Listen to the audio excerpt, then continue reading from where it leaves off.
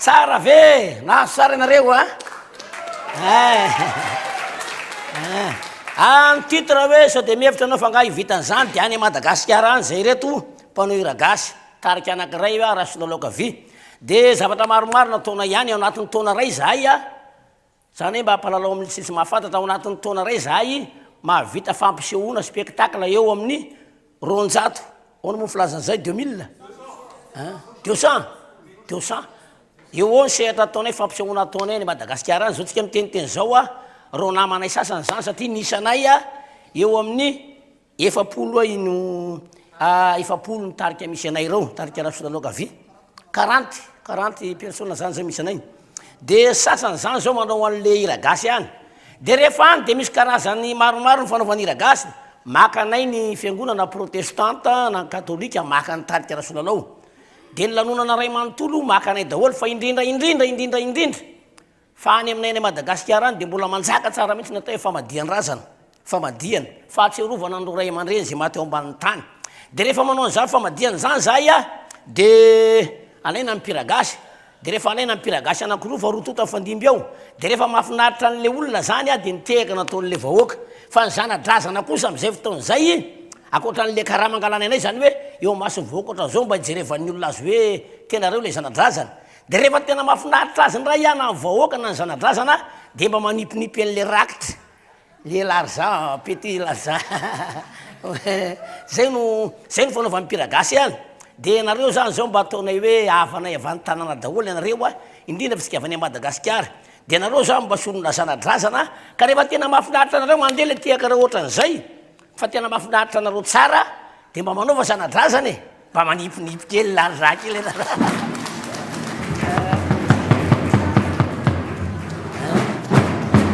tsy lavaka bary a satria fotoana mandeha ny andro mafampana ihany ka de raha vo lavaka bary eto a de manjary tsy mahazo ny sasany ditezitra manahirana ange miainy raha miazakazaka atao tafahoatra andeha mora to tsy atratra manahirana miainy